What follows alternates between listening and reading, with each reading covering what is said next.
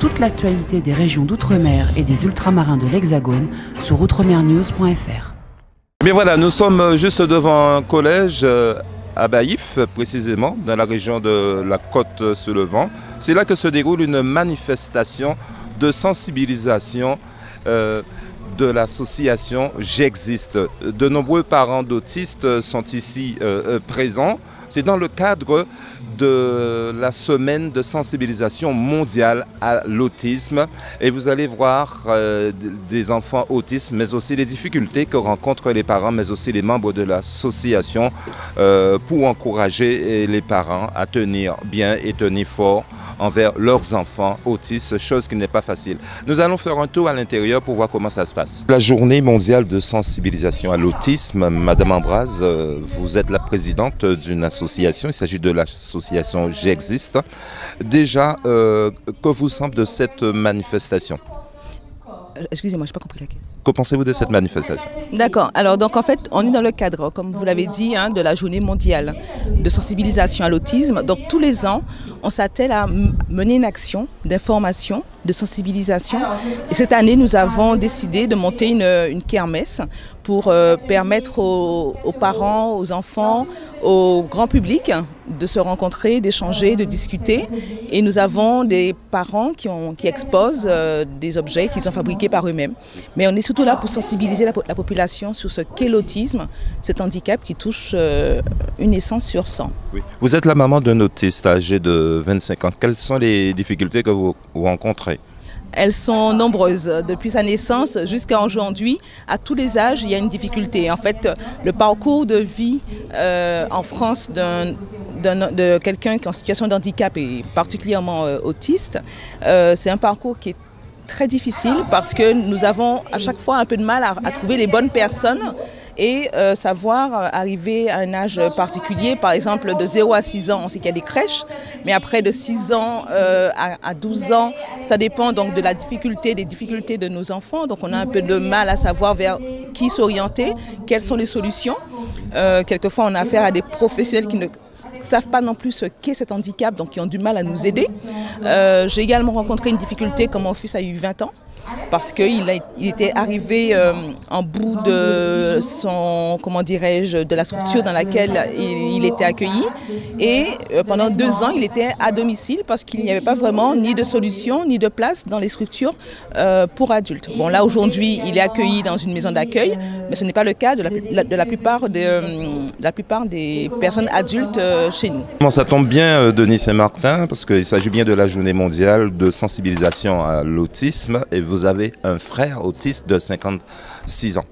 Oui, tout à fait, un frère Serge de 56 ans, donc qui jusqu'à présent était à la masse Lémandine de Saint-Claude, donc une masse spécialisée sur l'autisme.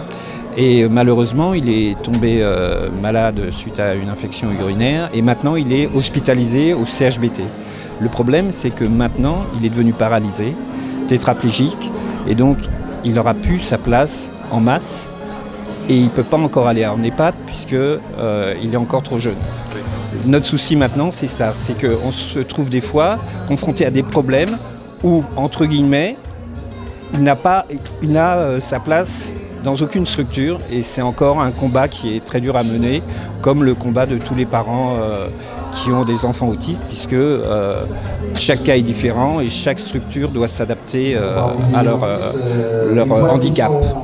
Alors, il présente des anomalies du langage, il exprime aussi ses besoins par des gestes. Alors, lui, effectivement, il est non-verbal, mais il n'a pas non plus de langage avec les gestes.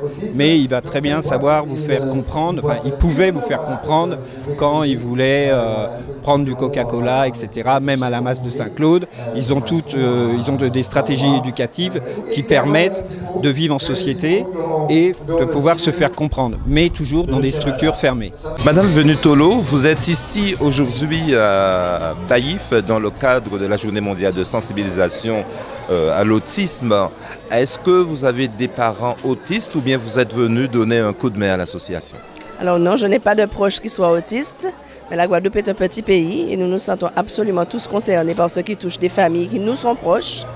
Et Madame Ambroise, Nathalie Ambroise, qui est la présidente de l'association J'existe, il y a plusieurs années de cela, 7 ans très exactement, m'avait proposé d'être marraine d'une opération qu'ils avaient faite. Et c'est là que j'ai découvert véritablement ce qu'est l'autisme dans toutes ses déclinaisons. Et je dois dire que j'ai été très sensibilisée ce jour-là. Je découvrais quelque chose. Je découvrais et la souffrance et le courage, parce qu'il y a beaucoup de courage dans cette affaire-là, et des familles et de ceux qui portent cet handicap. Et je me suis dit que, comme je le fais depuis 20 ans maintenant, mettre l'art au service de causes solidaires me semble une évidence, puisque la musique est un langage universel et un trait d'union entre les individus, et bien un trait d'union entre les personnes qui sont en situation de handicap également. Est-ce que c'est difficile pour les membres de l'association, difficile à gérer quand vous savez qu'on a des enfants qui sont autistes? Et on ne va pas dire qu'ils sont imperturbables, mais on rencontre beaucoup de difficultés et on essaie de comprendre leur situation, mais sur ce qui n'est pas facile. Vous voyez, j'ai l'habitude de dire qu'il y a des gens qui font une action héroïque et ils deviennent les héros d'un jour, et c'est très bien. Mais ces personnes-là qui encadrent les autistes, aussi bien dans leur famille que dans les associations telles que celle de J'existe, pour moi, ce sont des héros de tous les jours.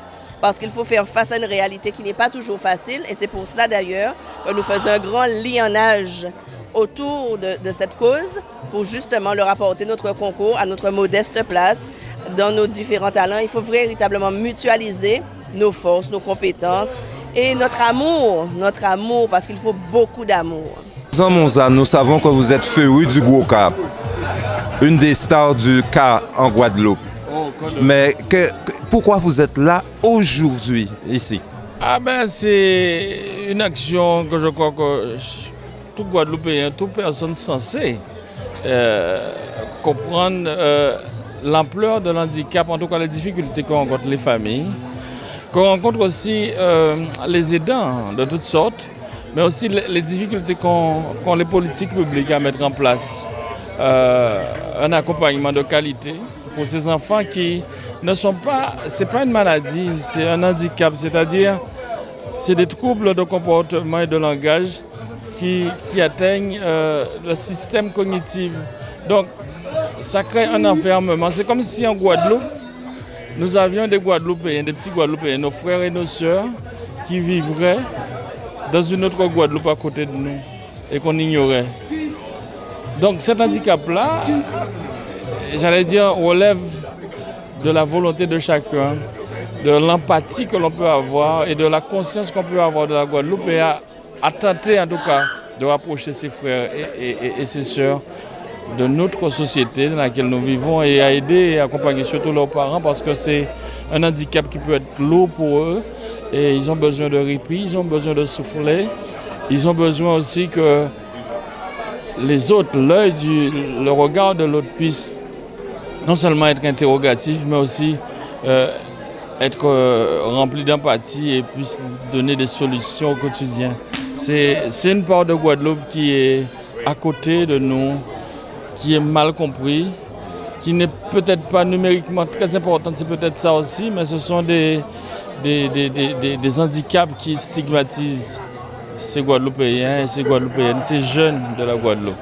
Donc nous devons nous mettre dans ce combat-là auprès des associations telles que J'existe, c'est pour ça que je suis là, porter le bol, dire haut et fort que ces enfants-là méritent un autre regard, dire haut et fort que dorénavant les politiques publiques en faveur de cet handicap-là doivent être affichées ouvertement, dire haut et fort à nos frères et sœurs de Guadeloupe qu'ils ouvrent le bois et qui participent à ce grand mouvement de solidarité et de soutien. Madame Ponchateau, vous êtes chef d'édilité de la ville de Baillif, et une manifestation justement se déroule au sein de votre commune. Il s'agit bien de la journée de sensibilisation à l'autisme. Et justement, c'est l'association J'existe qui sensibilise la population pour comprendre les difficultés que les membres de l'association rencontrent dans ce domaine. Pourquoi vous êtes là aujourd'hui?